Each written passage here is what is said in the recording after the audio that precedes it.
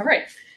Then our second reader will now, in fact, be Shane Neilson, who's a poet and physician and critic from New Brunswick, well known around these parts. His latest book is co-written with Roxanna Bennett. It is The Suspect We from Palimpsest Press, 2023. And it thinks through disabled lives, disabled lived experience in the pandemic. Diagnosis Day will appear in What to Feel, How to Feel, Essays on Neurodivergence and Fatherhood, also from Palimpsest Press. So please welcome Shane Neilson.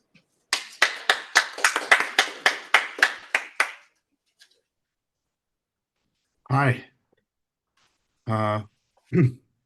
Thank you for the introduction, Sue. And I just wanted to mention that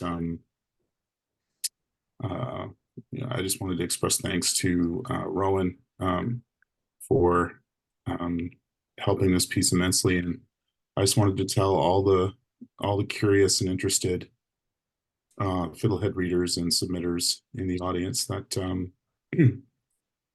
Sue went over the story carefully too, and found a number of things that could be improved. So it was in very careful and diligent editorial hands, this piece.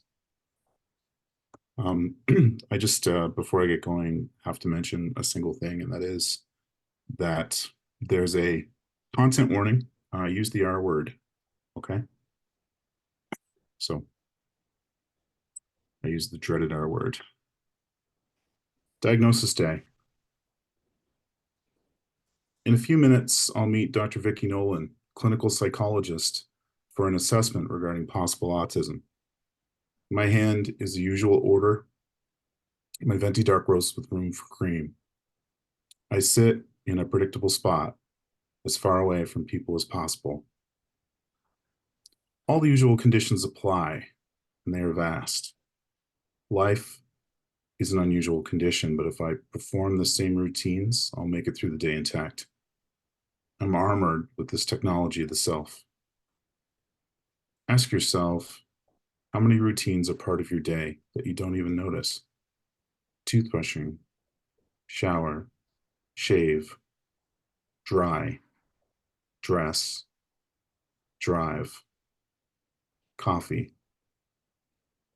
For my son, we used a pictogram to help him with his routines. Mine are always front of mind. If they're not front of mind, then I cannot reassure myself that they are there, that they have been completed or will be completed. Repetition is in my mind, not obsession or compulsion, but rigid routine, over and over and over and over and over again. A routine. I've arrived 2 hours early for an appointment that starts at 9:30 a.m. I don't know if I have autism, but because I've suspected it since I started graduate work in disability studies, I finally decided to disregard my internalized stigma. I'm curious. So many in this life seek a meta-narrative as explanation for all things, the Rosetta Stone to decode the mystery of existence. I'm looking for a reason for isolation, for preferring it, for why people reacted to me like I emitted the sound of a dentist's drill, why no one wanted to play with me, why I had few friends. Well, I still don't know exactly how to be one. I know what friendship is in the abstract. I just don't know how to do it. The appointment has taken me over a year to get, but I'm here. Another routine. I always do the things I say I will do. The routine of repetition, rewording in the mind, what to feel, how to feel, what to feel, how to feel, what to feel, how to feel.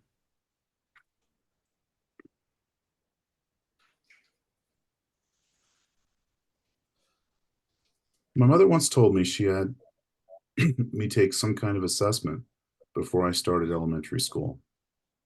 I don't remember this, even though I remember most things, as you'll see.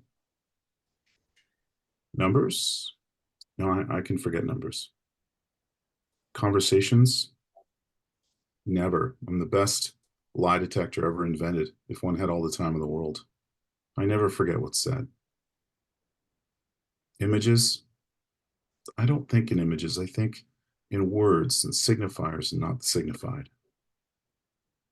People's names? I can't hold on to them very well. I recite new names repeatedly, so I don't feel self-conscious about saying them, in which case I won't utter them at all in public. If I don't say them in person, I'm cursed not to remember them. And this is the double bind. I remember the intake school sign-up session I attended with my mother, even though I don't remember the testing. There, Mrs. Logue and Mrs. Mumbercat sat at a card table in the gym, processing applications. A near sawdust dry elementary gym next to the army base, surrounded by private military quarters of only two hues, off-white and green.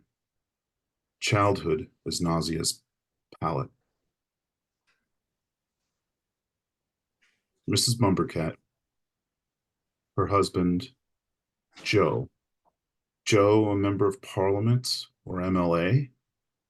MLA, conservative. Conservative because my father, he liked him. Mrs. Mumbercat, who I never spoke to again, fated never to have her as a teacher. My teacher, Mrs. Logue, seemed to decay each day, her face cracking in a powdery foundation, white fault lines against a green chalkboard, dust against the chalkboard, either from her face or from the chalk erasers, the dust motes and the summer light creating an off-white shimmer against the green. Nausea. Nausea's palette. I don't remember the process for being assessed as gifted, a circumstance which is odd, based on otherwise preternatural powers of recall. Yet I remember my mother telling me much later in life, "You were tested as gifted, but I wanted you in the regular classes so that you could be more social." She told me this a year before she died. The focus then was, of course, not on me. My focus wasn't on me, but rather on my mother, on some desperate way to right the ship, her ship, to keep it from going down. And after it sank, I was left with questions I had to work out myself. Questions that can no longer be answered. Like, what did it mean to be called gifted? Did it mean retarded? Like, what did you think of me as a child, Mom? You must have noticed that I was different. You didn't want to talk about that, ever? Were you ashamed of me? I was ashamed of myself. I was taught to be ashamed.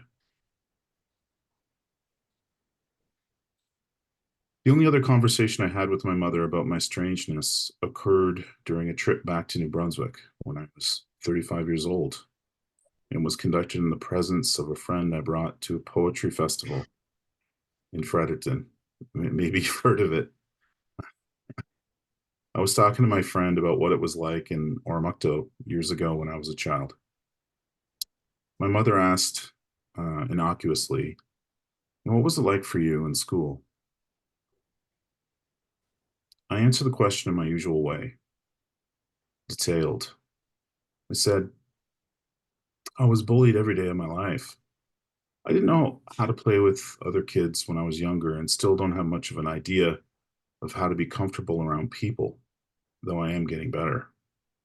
I was so sad as a child. I didn't know what to say or do. I didn't have any skills to learn or ask for help.